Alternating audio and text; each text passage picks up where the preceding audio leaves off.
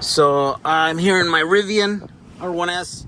We got our little adapter so that we can charge on the Tesla. And I thought, great, now we should be able to charge not only on all the charging stations that we've been able to charge, but now every Tesla Supercharger site was also we're going to be able to charge. And, you know, usually those are really good. They work. Or hardly ever have like a problem where you got a dead one or whatever. So I thought, great, it's going to be great. So today I decided to test it. I thought, well, I'll just go to the Supercharger and then test it out. So I went to the nearest one, and when I got there, I thought, okay, there might be some things to figure out because this is the first time, right? So I plugged it in and it didn't work, and you know, I'm trying to figure out, do I have to make an account with Tesla? Do I have to make an account with Rivian? I already have an account. So I basically got the Rivian people on the phone, and then they were like, oh, well, can you tell me what version of the Supercharger station is it? And I go, I don't know. Like, how can I tell? I don't, you know, it doesn't necessarily say there. But I go, this has been here for a while. If I had to guess, it's probably a version 1, a V1.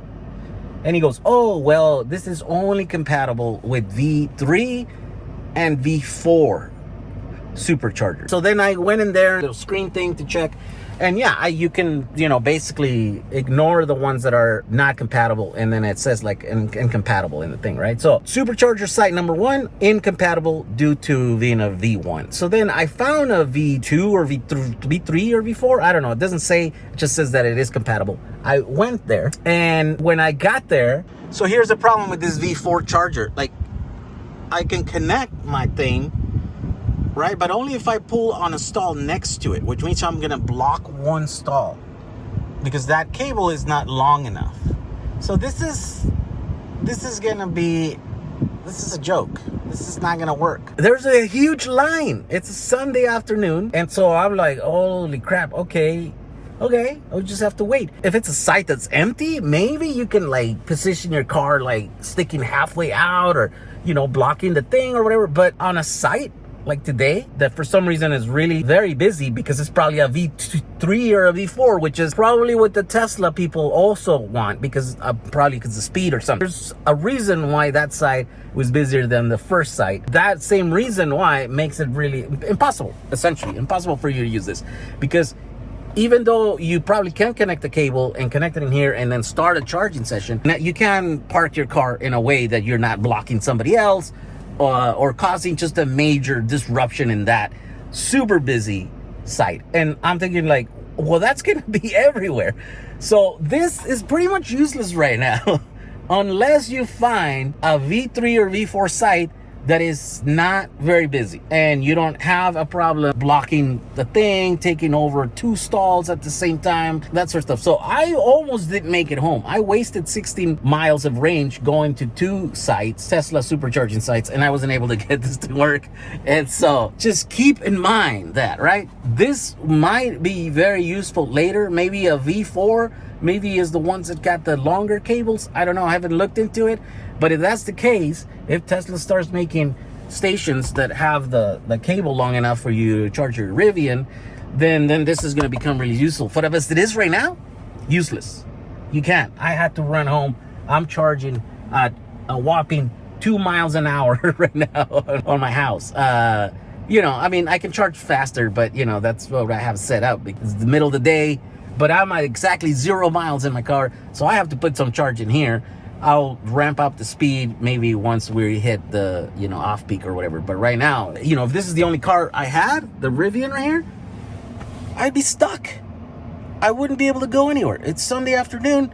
I got exactly 0 miles. I failed twice to try and go and charge at the Superchargers. I stopped at one EVgo that showed that it was available, and I thought, oh, I got lucky, nobody's here. Well, the reason nobody's there is because the CCS combo charging connector doesn't work. And so if I only had this car, I would be stuck. I would not be able to go anywhere. Well, maybe I'd charge here for 20 minutes or something, then maybe there's enough juice for me to go gamble again and try to go find. I mean, I know where there's some stations. 7 miles from here, there's a super fast EVgo station that I can use and, you know, go over there and charge, and then I can be on my way. But not before wasting, you know, like 40 minutes or something. Half an hour charging here, then driving there, 20 minutes, sitting there for another 20 minutes.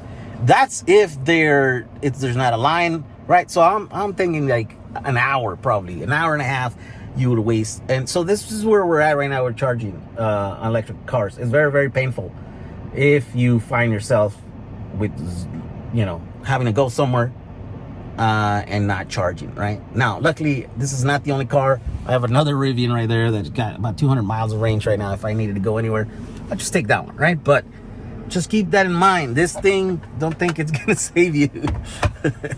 Yeah, kind of useless right now. I mean, it's good to have it. You'll be able to find maybe a station that might save you here and there or whatever, but it sucks. All right, see you guys later. Bye. Now, 2.5 hours later, we're trying to charge this. Just the Electrify America one, but she had to have them restart it because it didn't. This is really painful. Owning an electric car right now, it's very, very painful. So we really thought that Tesla adapter was gonna make our lives a lot easier, but I don't think so. I mean, we tried 2 of them today.